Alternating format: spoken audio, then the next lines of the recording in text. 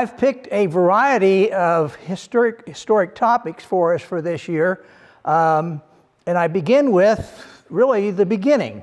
And that is the history of Fall Creek Township. Fall Creek Township is the very first township that we believe was organized. I'll explain that "we believe" statement to you here in just a minute. The scene I took here down at Falls Park, rather pleased with that. It's from our What's in the Name series, and we're talking tonight about Fall Creek Township. When Madison County was populated, it filled much like a glass of water fills, from the bottom up. And that was the case here. Green, the first township we believe is Fall Creek, followed by Adams, followed by Anderson, followed by Green, and then followed by Jackson. Somebody said, well, you missed Stony Creek. Well, Stony Creek was the last one to be organized. And so we're going to start with Fall Creek tonight.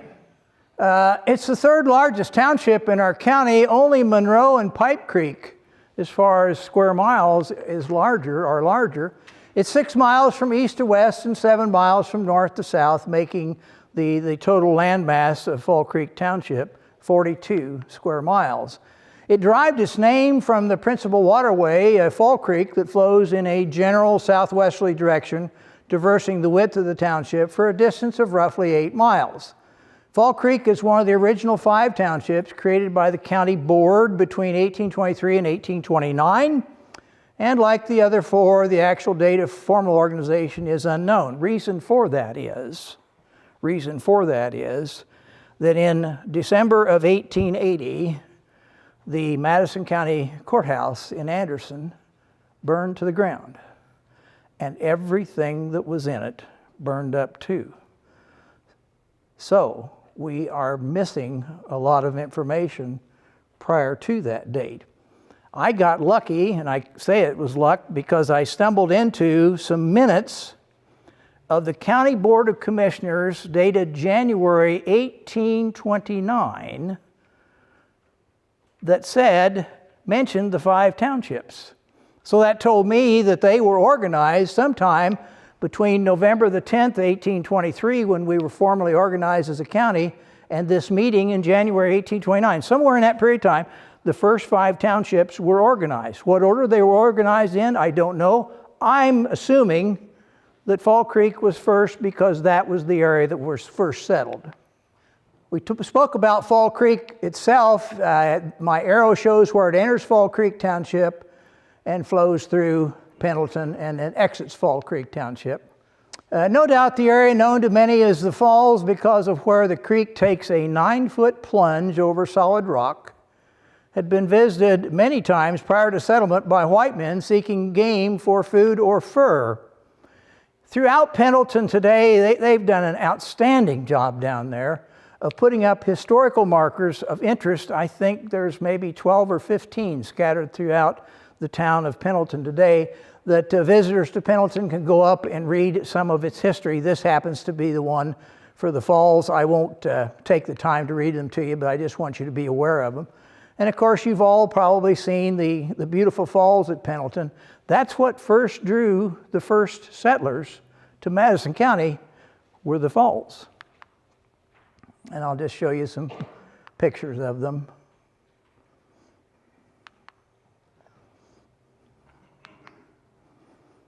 I particularly like this one because that's the base for the diving board. And how many of you dove off of that diving board one time or another? Yes. And then you'd swim back up underneath the falls and hide. Do you remember that? Then the girlfriend would look for you and she couldn't see you.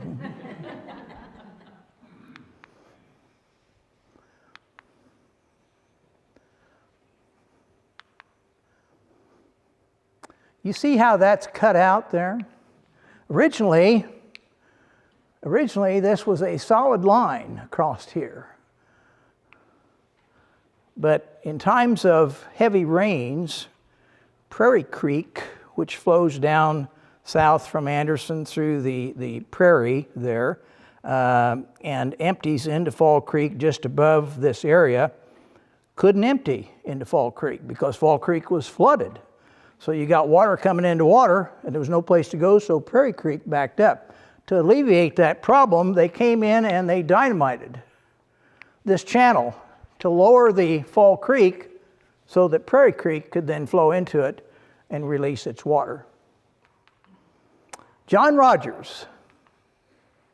But the credit for being the first settler in what became Fall Creek Township, or for that matter, anywhere in Madison County, goes to a tall, raw-boned Irishman named John Rogers. He arrived in the area from North Carolina on the 29th day of December in 1818, and he settled on a tract of land about 1.5 miles east of today's town of Pendleton on the south side of State Road 38.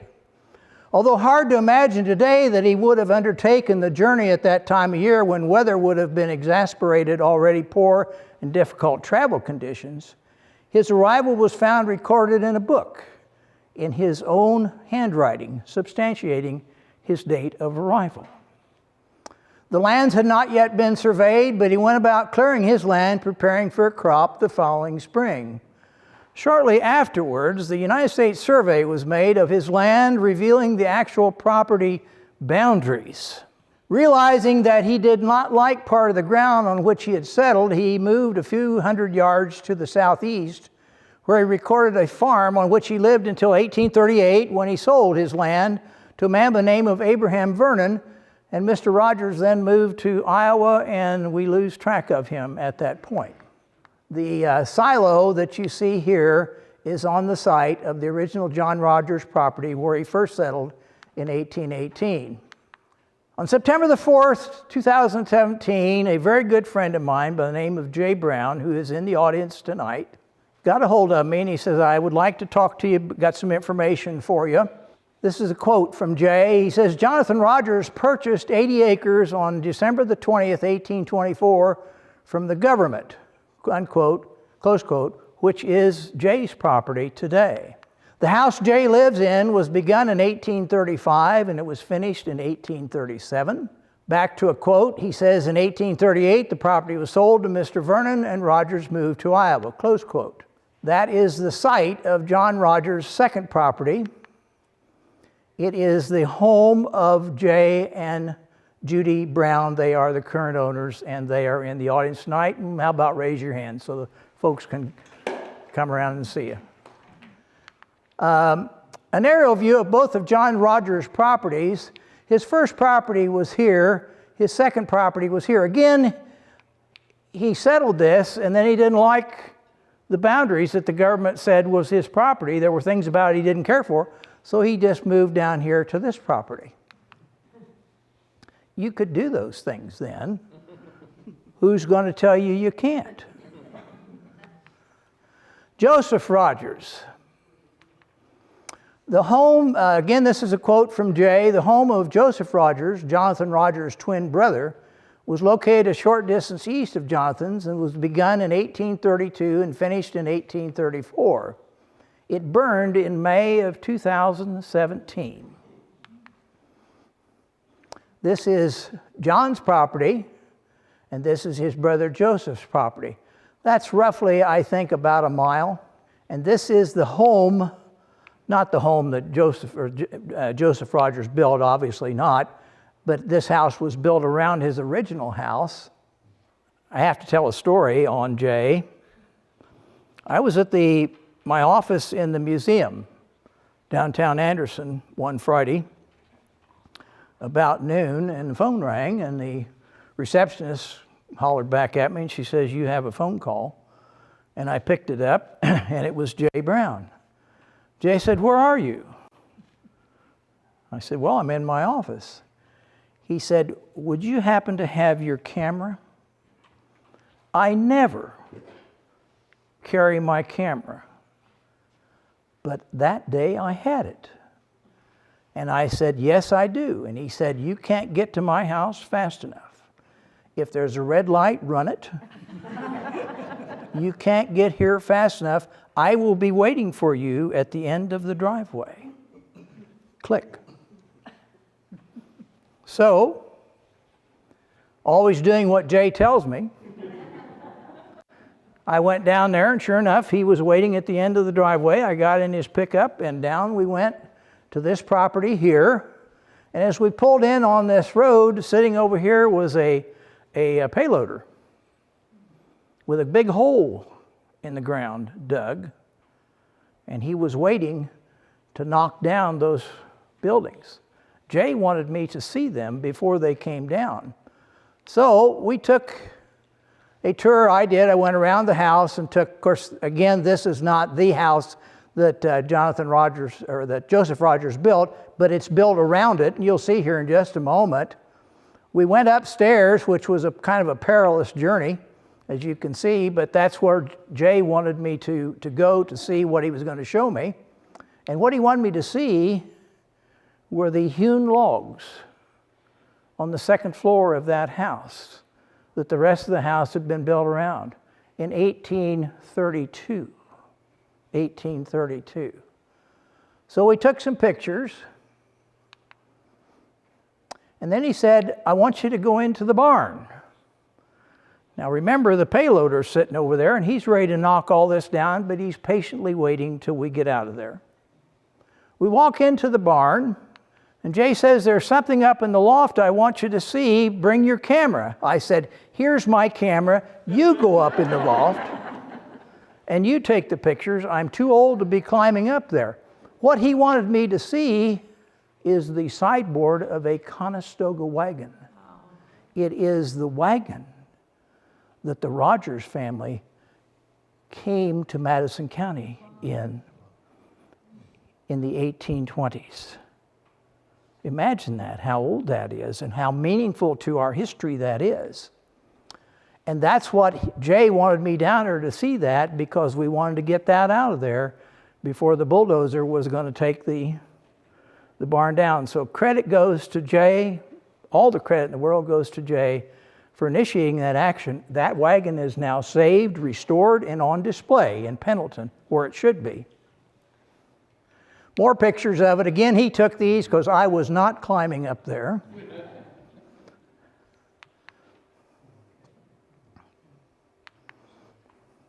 Pendleton. Pendleton shown on our map.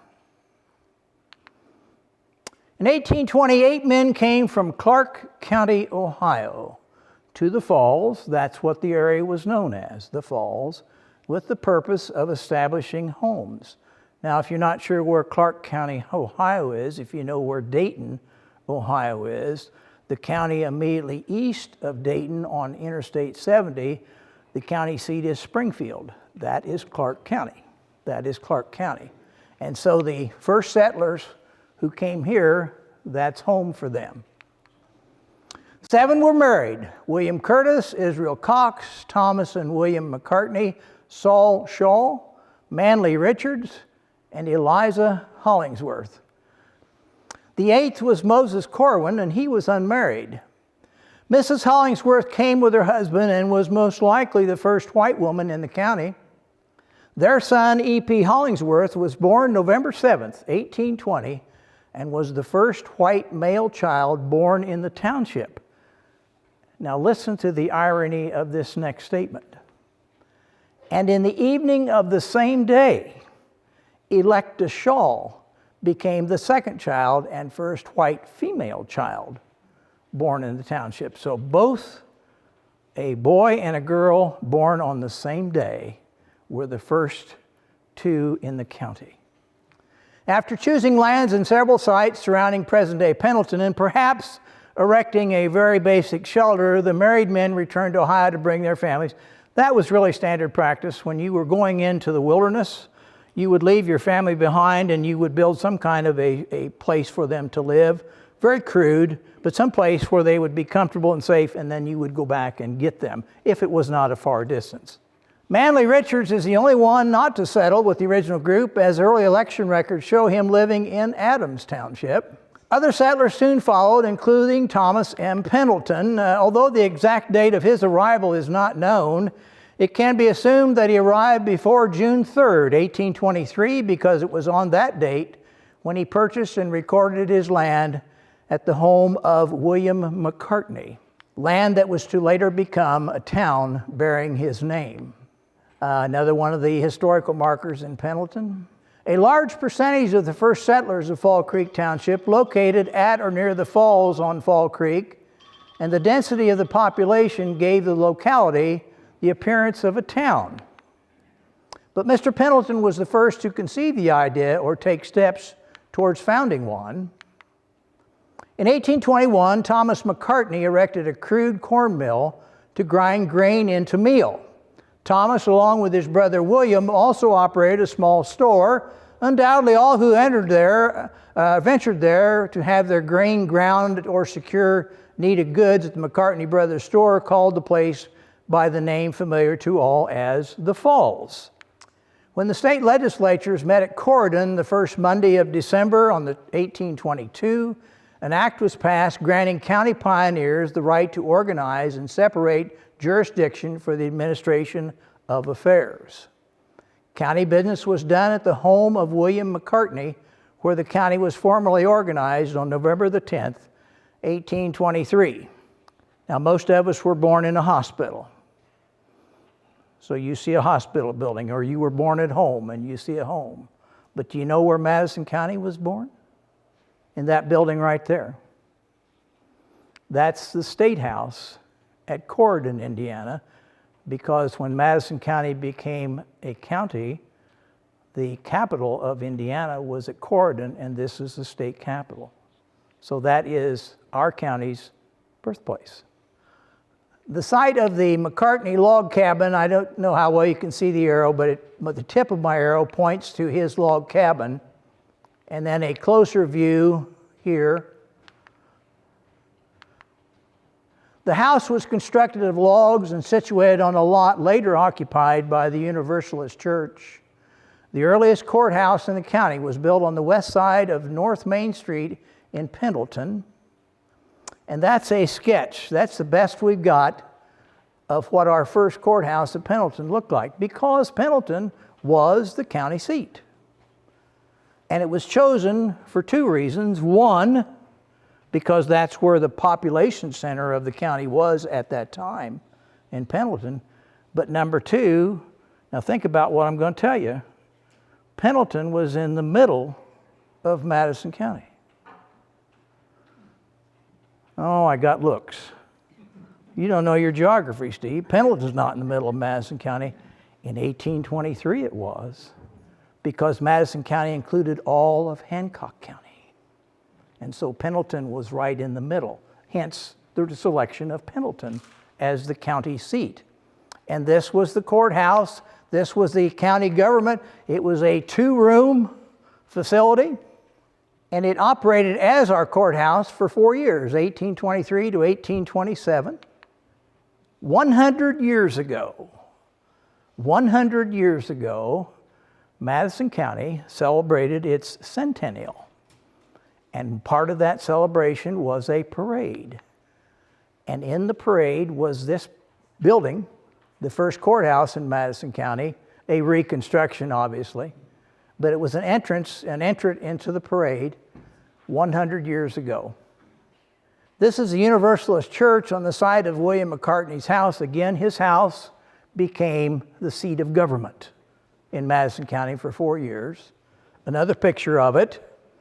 This church was erected in 1895.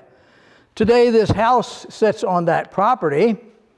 It's the site, of course, of the first Madison County courthouse.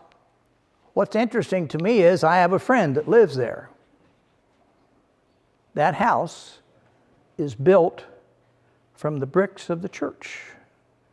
They tore the church down, saved the bricks, and built his house.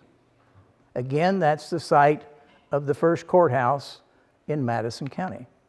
On the 13th day of January in 1830, Thomas Pendleton had the same land which he recorded June 3rd, 1823, surveyed and divided into the town lots, thus officially establishing the name of Pendleton, even though it had been commonly called by that name for some time. I find references to that area being called Pendleton as early as 1824 and 1825, although officially it didn't take the name till 1830. This is his house. And I think you have to agree that's a pretty substantial house to be built in the 1820s. It is now the home, I believe it's the South Madison Community Foundation that occupies that home. I'm getting some nods back there, so in agreement with that. But that is the Thomas Pendleton house, and you have to agree that is quite a substantial house. Now, almost, if not, 200 years old.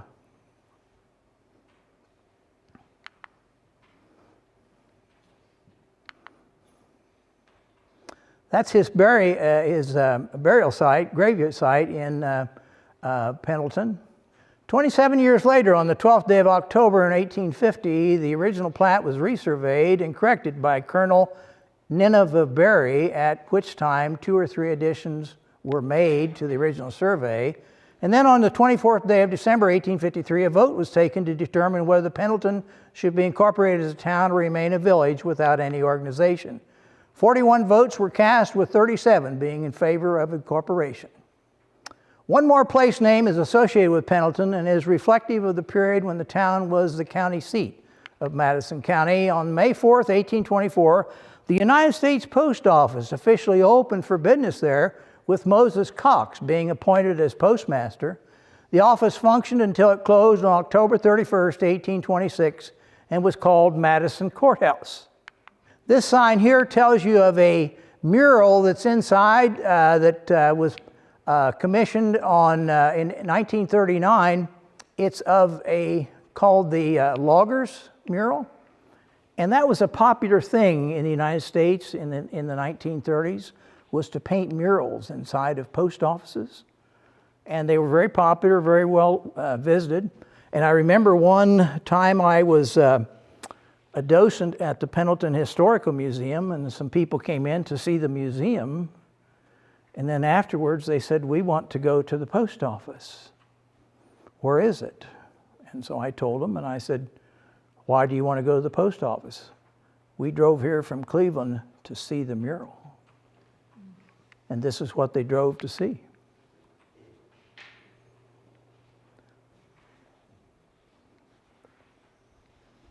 Those were famous all over America in our post offices. Pendleton is on the National Register of Historic Places. The core or center area of the town of Pendleton is in that designation, not the entire town of Pendleton, just the original core area is on the National Register of Historic Places. That is not an easy achievement to be designated as a National Register of Historic Places. I'm in the process right now of trying to get Maplewood Cemetery in Anderson that same designation, and it is difficult. It is a difficult process. Signage outside one of the buildings to tell you that. North of Pendleton, as you're leaving, you go by a couple of historical markers. This one says Indians murdered 1824. What's interesting about this denotes the execution of 3 white men for killing Indians in 1825. The executions took place in 1825. What makes that so significant is, in our history, that's the first time, the very first time the white men were ever executed for killing Indians anywhere in the United States, but it happened here at Pendleton. What's interesting to me is that a friend of mine, Bob Post, decided he helped to get this marker put up, and he found 2 boulders. One is red, one is white. The red one was taken from the site of the murders, and the white one was taken from the site of the executions. Symbolic. And in Falls Park today is this marker. I don't know its history. I don't know when it was placed there, but this is the spot where those executions took place. There was a cabin located in Pendleton. This is not the original site of that cabin. I believe the story is that it was originally in northern Fall Creek Township and was moved because of construction for I-69 when it was put in. It was brought down here and placed in Pendleton, and there it sat for a number of years. I thought it was pretty unique. I took some pictures of it and put a story in the Henderson Herald Bulletin about it.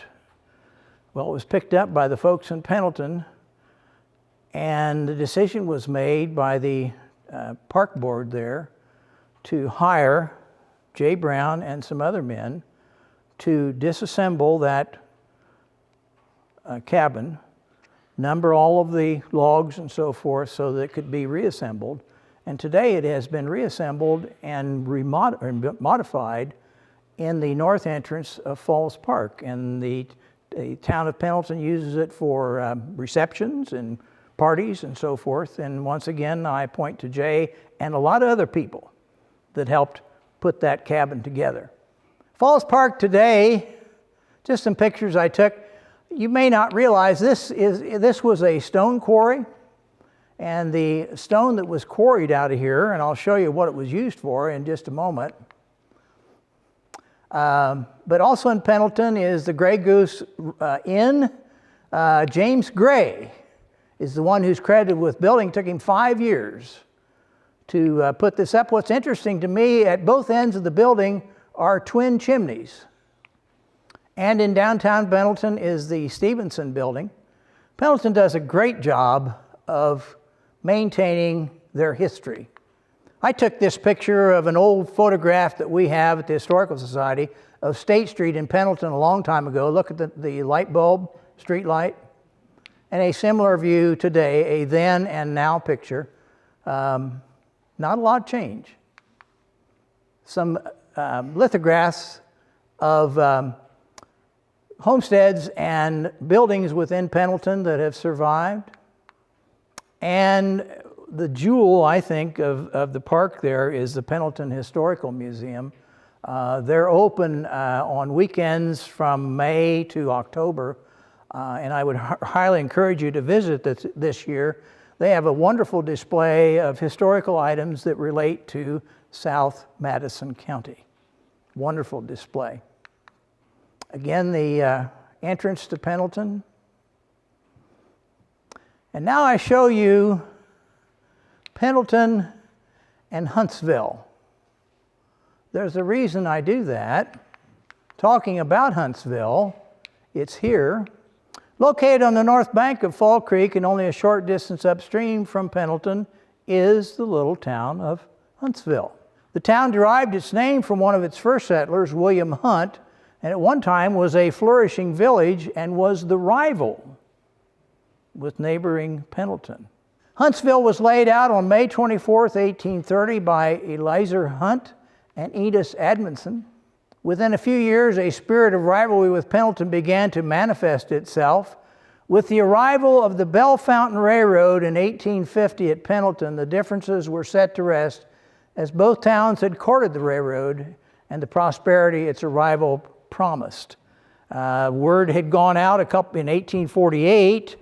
The railroad was to be built beginning in Indianapolis to pass through Madison County and make its way then east over to the Ohio line and eventually to Bell Fountain, Ohio.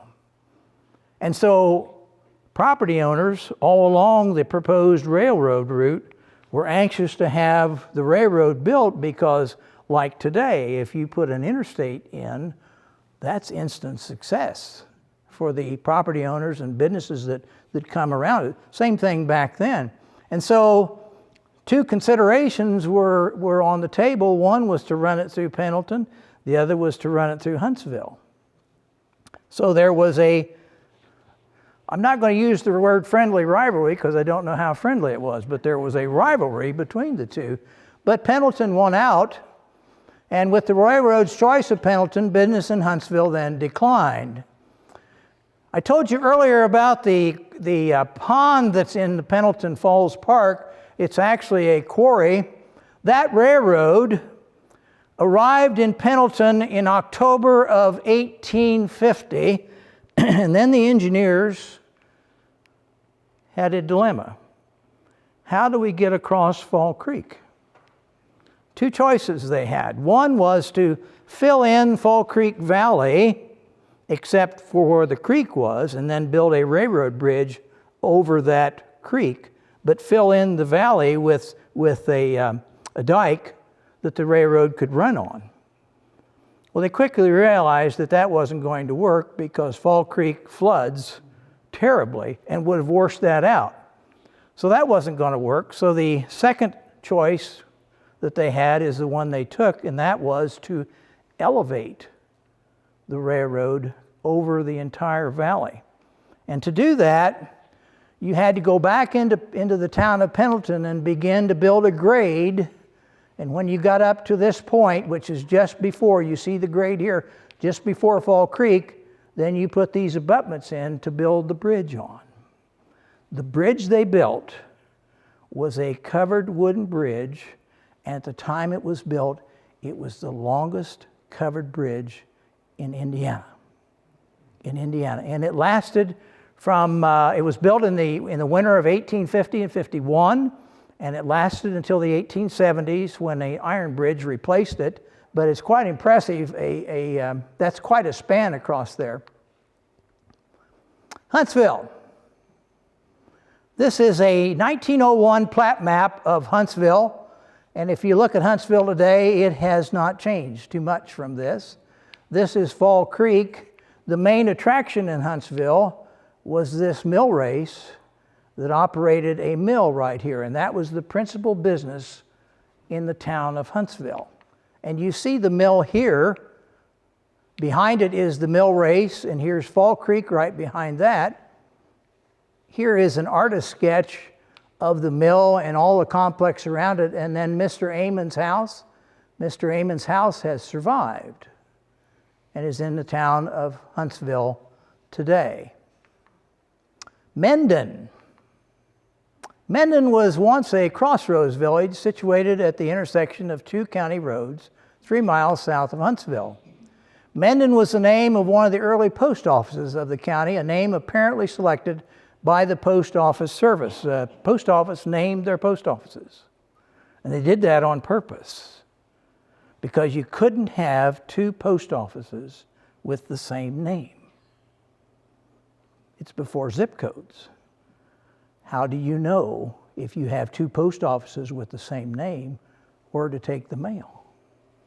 So the post office controlled the naming of all post offices, and they're the ones that called the one there at Mendon, Mendon. It opened for business in September of 1849. The village probably never aspired to the dignity of a town, as the land was never platted or laid off into town lots. There was a general store established there at one time by a man by the name of Thomas Jordan, and the village grew up around his store. On April 30th, 1859, the post office ceased operation and Mendon's future was sealed. The abandoned District School number 11, the Methodist Episcopal Church, the Mendon Cemetery, and a few houses constitute all that is left of the old village. I need to correct that. The school is no longer there. Mendon is at the very south end of Fall Creek Township, just before you enter into Hancock County.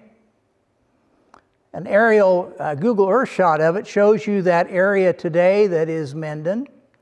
That is, the Antioch Methodist Episcopal Church was organized at Mendon around 1831, and it met in a log building. In 1842, a frame building replaced the log structure, but it collapsed and was replaced by this church in 1868 at a cost of $3,000. Outside that church today is this stone with some information on here. The old congregation still meets there periodically for reunions and just to remember its past. But that's the schoolhouse. It was officially the Fall Creek Township District School number 11. I got a phone call one afternoon from a friend who said, "Steve, you aren't going to believe this. I just drove by the old school at Mendon and it's gone." And so I got in the car and went down there, and sure enough, it was completely gone. They had saved the cornerstone and they had it propped up on a rock there to kind of commemorate the old school. What's sad about it is that I was aware maybe 15 years ago of a person who was interested in buying that. and wanted to convert it into a residence, and couldn't come to an agreement with the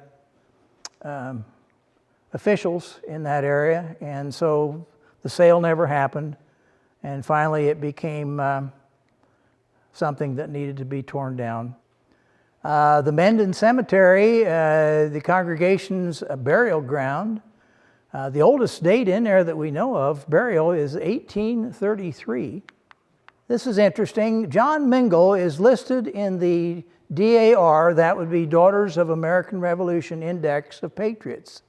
He was born in 1758 and came to the southern part of Madison County along Lick Creek with his family in the 1820s. He built a homestead near the little settlement of Mendon. An historical note also has him titled as a reverend. He died in 1842 at 84 years of age. During the Revolutionary War, the government didn't have any money to pay the soldiers. And so when the war was over, many of them were compensated with land grants. We had lots of land, but no money. And so many of them were given land grants, and that brought a lot of Revolutionary War soldiers west of the Alleghenies to begin to settle. In Madison County, we have 14 former Revolutionary War veterans buried in Madison County. All came here for that same reason. In 1844, a United Brethren church was added in the southwest corner alongside the cemetery. Evidently, both churches as well as the area residents used this cemetery. And this is that area today. The cemetery, the old church, and used to be the school, that is Mendon. Spring Valley. Spring Valley is out State Road 38 east of Pendleton in this area here. Today's Indiana State Road 38 passes through Fall Creek Township, running nearly parallel to the same route that was once the old Newcastle and Lafayette State Road. And before that, it was an old trail turned wagon road used by many pioneers making their way into the southern part of our county. East of Pendleton, the wagon road ran along the high ground on the south side of Spring Valley for several miles, and was the route followed until the state road was opened through the valley in the early 1830s. What I'm speaking of is I'm on County Road 50 West. The poles here are following State Road 38, but up here on this ridge, particularly behind this clump of trees, is where the old state road used to be. And that's how the men from Clark County got here. The road from Dayton to Newcastle at that time was pretty good. From Newcastle to the Falls, there was no road. They had to use a compass and axes and clear a road to make their way to find the falls. Subsequent to that, then, many wagons began to roll into Madison County, and they followed this trail along that ridge. And I'll show you something very interesting about that in just a moment. Those who first settled at the falls traveled this route. From where their journey began in Clark County, Ohio, it was a short distance to Dayton. They traveled over a public road that had been cut through the forest to Newcastle. From Newcastle to the falls, their course was determined by a compass. The trail they blazed would in time become the Newcastle and Lafayette State Road, the second to be established in the county following the general route, now followed by the Indiana State Road 38. I suppose that raises a question when I said it was the second state road. Where was the first one? Not far from where you're sitting. It connected Indianapolis to Fort Wayne and was known as the Fort Wayne Trace, and it passed through Pipe Creek Township. About a mile and a half east of Pendleton, State Road 38 intersects with County Road 150 West. Clustered around that intersection is an area known to history as Spring Valley. The assumption is that the area was named for the numerous springs present there. The area's population was at one time sufficient to warrant a schoolhouse, one that can still be seen remodeled into a home on the southeast corner. This is the intersection of State Road 38 and County Road 150 West, and the schoolhouse I'm speaking of is nestled into these trees. It is a home today, and it looks like this. What's interesting about that home is, again, it was a schoolhouse, and the front door of the house today is the back door, And the back door was the front door to the school because the road ran along the back side of the house. And so the children came by that road to the schoolhouse and entered the south side of that building. Across front, this is the original schoolhouse, been converted to his home, but catty corner across the street, across the road, is the original Spring Valley building. There were 3 in Madison County of that, of that architecture. 2 stories, 8 grades, 4 rooms total in the building, 2 on one story, 2 on the other story, and each classroom then had 2 grades in it. So you had 4 teachers in that building. Most of the old one-room schoolhouses were spread out, but in 3 places in Madison County, they had taller buildings. The reason for that was you could get more rooms if you went up than if you went out, and they were limited on ground they could use. So we had the one here at Spring Valley. There's another one still standing today at Emporia, today. And then the third one was in Huntsville. And if you know, when you come out of Huntsville and you're going east on, I think it's Fall Creek Road, and the road takes a bend just before you get to Cemetery, that property there on the south side is where the other school was located. And the house that sits there today is made from the brick from that schoolhouse. Again, here's the back door to the Spring Valley School, which was the front door of the school. The Spring Valley area was home to many members of the Society of Friends, the Quakers. The original settlers were in this area from the early time, as evidenced by some 1833 tombstone dates found in the Friends Cemetery adjacent to the Fall Creek Meeting House. This is the cemetery at the Fall Creek Meeting House, the Society of Friends, the Quakers. The meeting house has a long history. In the summer of 1834, a number of members of this society convened at the house of Jonathan and Ann Thomas, where they continued to meet for the next 2 years.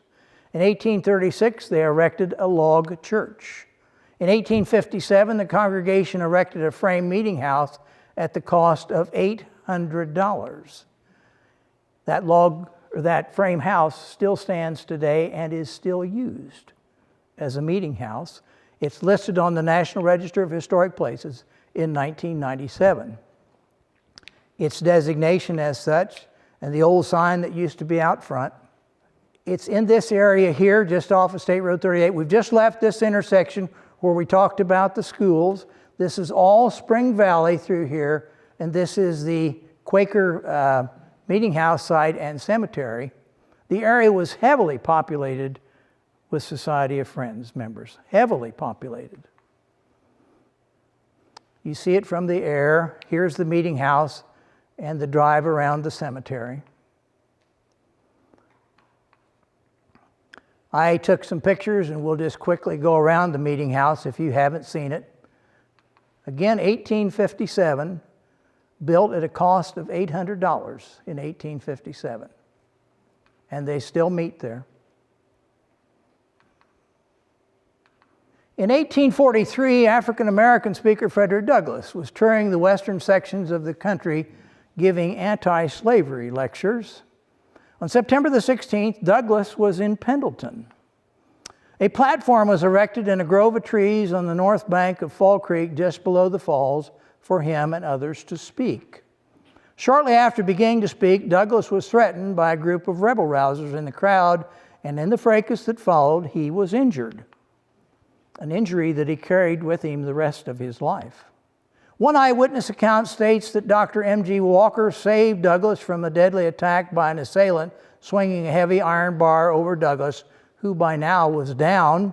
The doctor threw his weight against the attacker, hurling him away just as Neil Hardy and Edwin Fussell came to the aid of the fallen orator. Douglass was helped to his feet by much kinder hands and placed in the care of Mr. William Lukens. He was taken by wagon 3 miles east to the Spring Valley area, to the home of Neil and Elizabeth Hardy, where the family cared for and attended him with the tenderness that Douglass never forgot. He wrote about that. He was in Anderson in the 1890s. And he wrote a letter to this family, the descendants of this family, remembering the kindness and thanking the descendants for the kindness of their relatives to him back 50 years earlier.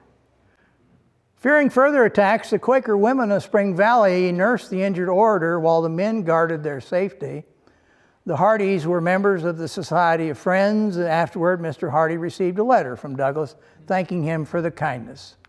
This is a picture of Frederick Douglass in his senior years.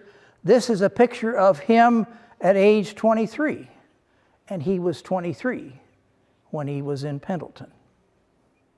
And the place where he was attacked was here on this hillside in Falls Park. And there is a historical marker there for that reason, and the stone, if you notice, is the color black. Again, placed there by Bob Post. Busby Settlement. Busby Settlement is out here, again, Pendleton, clear out to the east side. This is an interesting story. A short distance west of County Road 50 West and situated directly on the old wagon road was a community commonly known as the Busby Settlement. Today, all that remains is the Busby Cemetery, standing silent witness to the vacated hillside where the once small settlement stood. If you look closely, you can still make out where the old road once passed directly by the cemetery gate. The cemetery contains 84 graves, 12 of whom are members of the Busby family, who settled in the area circa 1825. This is the Busby settlement area where my arrow is right here, and this little patch of green is the cemetery, and as you can see, there is no way to get there. You see it on the hillside here. Getting a little closer, it's surrounded by a planted field, but buried in that grove of trees is the cemetery. And this is my favorite Madison County photograph. You see these? Those are ruts in the ground made by covered wagon wheels as settlers arrived in our county from Ohio, Pennsylvania, Virginia, North Carolina. And this road went by the gate for the cemetery, and you can walk in that today and feel that rut in the ground made by the old wagons as they came through there. I think it's a statement on our history that I think is so neat. You see it runs on out. This is State Road 38 out here, and this goes along the ridge and parallels State Road 38.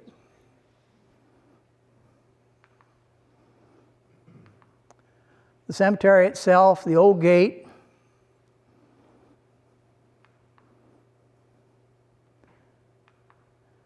I'm not sure if it's even mowed.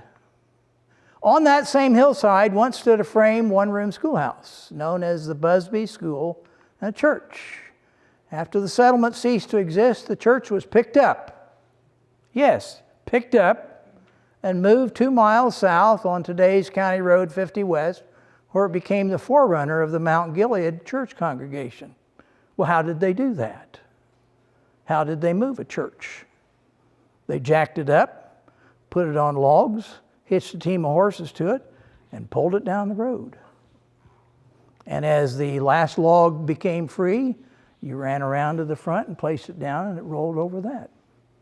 An old photograph that we have showing the old Busby School. This is obviously some kind of a reunion, probably 1890s, of former pupils. Mount Gilead here. In 1887, the crossroads of County Road 50 West and County Road 1000 South in the township's southeastern corner witnessed the erection of a new church named Mount Gilead United Brethren. 1/2 mile west at County Road 100 West was a one-room schoolhouse named Jacob. Clearly, the population was sufficient to support a church, and school in the neighborhood soon took the name Mount Gilead from the Bible, meaning Hill of Testimony. no doubt in reference to the slight elevation upon which the church now stands. And there is Mount Gilead.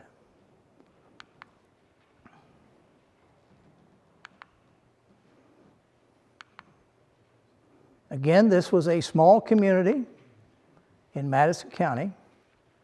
County Road 50 West was probably no more than a dirt country lane when it witnessed the move south of the church building I just described. But it also witnessed a move north, far more important to mankind.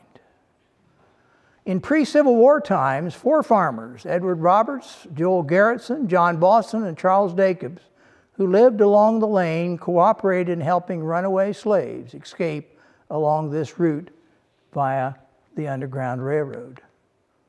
Their immediate destination was the Quaker-populated Spring Valley area where safety and shelter awaited.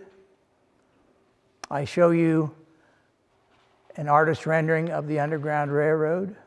I show you the Levi Coffin House in Fountain City, quite a place to see, to learn about the Underground Railroad in Indiana. And this is the Underground Railroad road in Madison County. It's the old Hancock-Warrenton Turnpike that came into Madison County. If you follow it north, you come in on Main Street in Anderson. This was a main thoroughfare and was, in fact, the Underground Railroad. And it took the people up here into the Spring Valley area where they got shelter and harbor before they were moved on to Wabash, Indiana, and from Wabash they were moved on to Canada. Along the way, you pass a Hoosier homestead farm. That's quite a designation in Indiana today. If your property is at least 20 acres, has been in the same family for 100 years, continuous, you qualify as a Hoosier homestead. Pleasant Valley, out west of Pendleton. About 2 miles west of Pendleton, State Road 38 crosses 600 west, the township line, before descending into a slight valley where it crosses Foster's Branch. This area was once called Pleasant Valley, probably reflective of its appealing appearance, which continues today. At one time, there was a Methodist church by that name located there with a cemetery. Today, only the cemetery remains. The Pleasant Valley Cemetery is located today on the northwest corner of State Road 38 and County Road 625 West. While the Pleasant Valley residents straddled the township line dividing Fall Creek and Green Township, the cemetery is in Green Township. And this is that area today. This is Foster's Branch that flows through it. And this is the cemetery. And the whole area is known as Pleasant Valley. And it is a very beautiful area.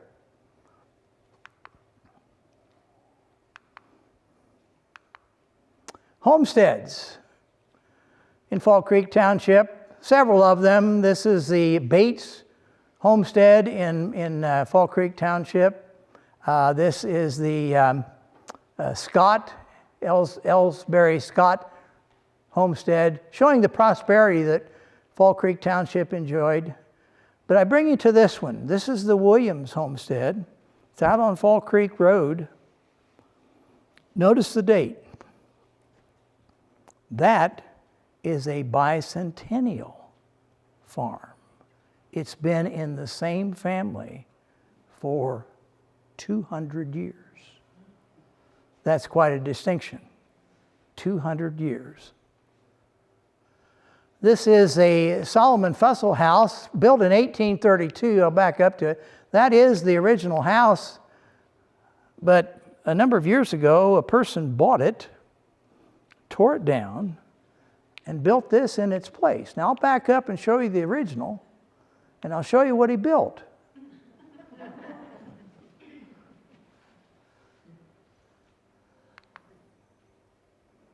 This is the Fall Creek District School, Burdett School. And the last remaining ford in Madison County, I didn't know if you knew this or not, it's the Lick Creek Ford on County Road 950 South. It's actually a ford, the only one in Madison County. The man that lives here, his last name is Rosecrans, and I stopped one day to talk to him. And we were having a conversation, and he said, if we wait here long enough, somebody's going to wash their car. Words no sooner out of his mouth than a guy pulls up, parks right in the middle of the Ford, and washes his car.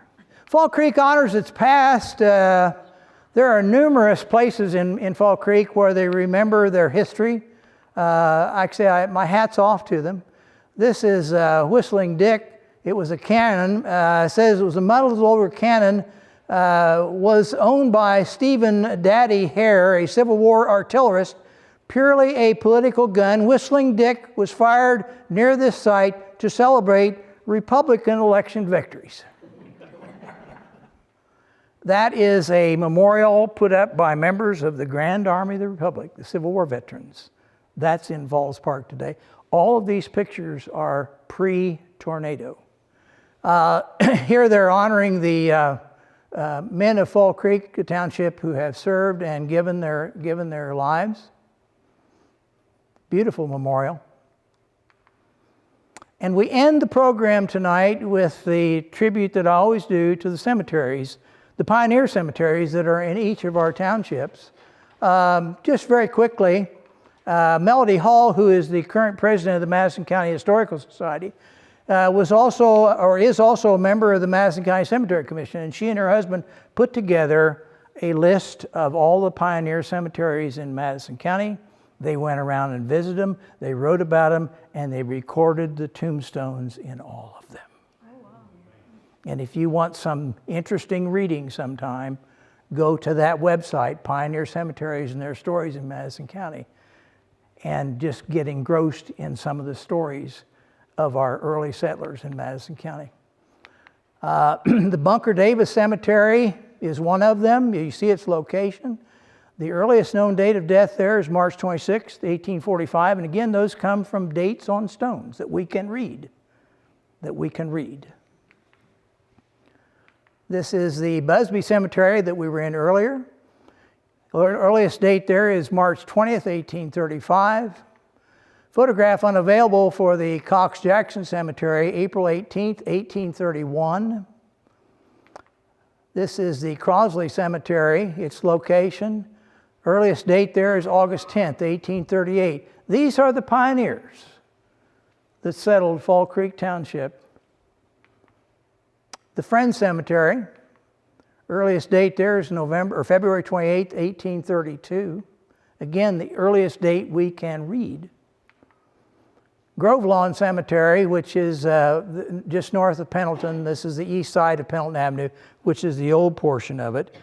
Oldest known date of death there is December 23rd, 1834, but we know that the three men that were hung in the park in 1825, we know they're buried there, but their graves were never marked, so we don't know where. We have an idea, but we're not sure. Hardy Culp Cemetery. Sometimes when you see more than one name, it's because there's two different families. Oldest date there is 1834. Huntsville Williams Cemetery. Oldest date there is 1844. The Mendon Cemetery that we visited earlier, 1842. And this one worries me. This is the Seibert Cemetery. Its location, oldest known date of death there. What worries me is, see what's in the background? That's a stone quarry right next to it. That worries me. Some have been destroyed. And with that, we are done for the evening.